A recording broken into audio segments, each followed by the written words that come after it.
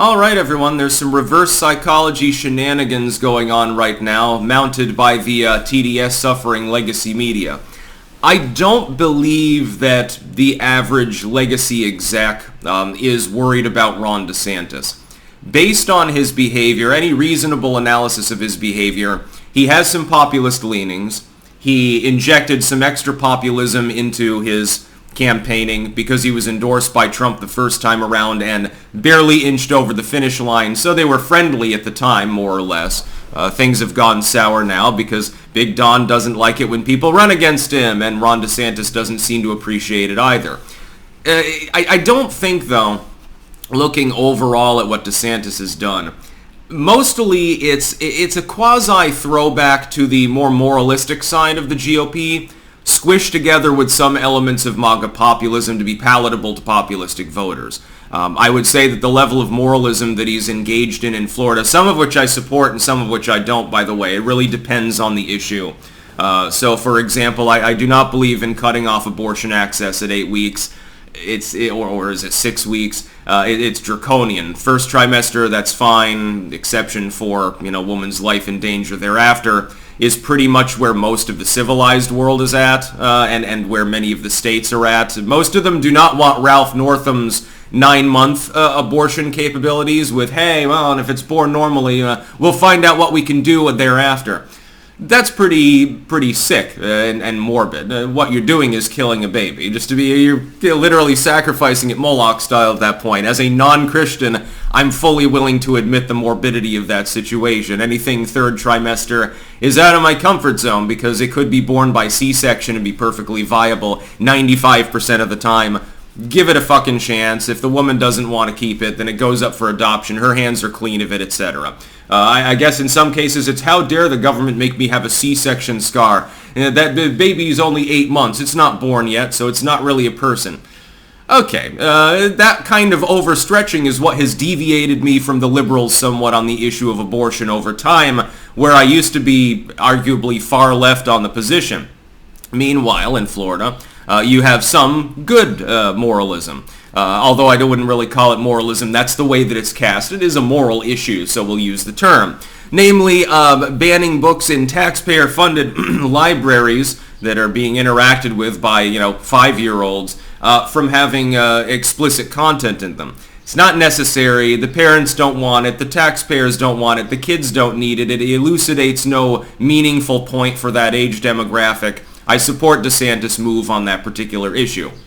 But, link in the description, archived of course, the legacy media is now trying to astroturf DeSantis as dangerous, edgy. He's even more extreme than Donald Trump. You realize that that's reverse psychology, DeSantis fans? The fact is that that's not the case. What they think is that DeSantis is more easily beaten. He doesn't have as large a core fan base. He doesn't have the same kind of personal draw that Donald Trump has. And again, all of these things aside, initially before H.R. 269 was signed, sight unseen by him, and before several other major errors that shows me that I just don't believe that Ron DeSantis is quite ready for prime time, I was willing to support the notion that if he won in a fair primary, I would support him for the presidency. When he initially got in, that wasn't a problem. My big problem was with his so-called anti-Semitism bill, signed over in Tel Aviv, actually, which was rather interesting. I have a problem with the tax on the First Amendment. I realize, of course, Trump's not necessarily the greatest First Amendment purist either, but he's hitting all the marks with regards to his campaign pledges on that particular issue. Yeah, reform of 230, exactly the way that I've said that it should be reformed. Yeah, naturally, I support this. Oh, an Internet Bill of Rights? There's the icing on the cake. Yeah, pretty cool. Legacy media, though, doesn't really take seriously what it's posting here. There's a reason this comes from like MSNBC and CNN. What they're hoping to do is convince the hardcore MAGA populists that this is actually their man. This is the one that's actually going to meme things up. This is the one that's actually going to revive the ghost of Pepe or something like that. It's quasi-populism, though. If you look at what's being done, some of it is good, but a lot of it is on the moral side of politicking, as opposed to I would like to hear more about DeSantis' foreign policy. Something about it. I haven't heard much about it lately. Will we get a pledge, much like Trump successfully did for 4 years, not to start any wars? On credit, not to expand any theaters of conflict? That would be nice. There are things that Desantis, by the way, could do to make himself more palatable. My problem is he's just not doing them, and this is why I suspect that Trump will run away with the nomination fairly easily. Trying to astroturf him, though, as edgy and dangerous, well, think of the pragmatic fallout of what happens if you convince a bunch of people that you're correct in that summation. Well, liberals don't care. They're already not going to vote for him. So nothing changes with the liberals other than maybe their turnout's marginally higher. Independent voters remain independent largely. Those that lean left or right are going to act in a commensurate fashion. Among the right, or Republican partisans in general, right-leaning independents and certain other core groups, MAGA, meanwhile, is a big component of that. Since core MAGA is more likely to really want to fuck with the system, they want someone who's dangerous and edgy. They do. They want a meme lord, basically. By the way, if Trump brings back the mean tweets, his polls will rise. I don't know what he's waiting for. I don't know when exactly his contract with Truth expires for exclusivity. He better tweet at midnight on that day. And so if you try to convince people that it's DeSantis that's dangerous, he's the more extreme version of Trump. He's even more dangerous because he's younger and he's more well-spoken. Sometimes, admittedly so. Definitely more capable of keeping his train of thought. The charisma side is a different story. Trump takes the advantage on the charisma. DeSantis takes the advantage on coherence.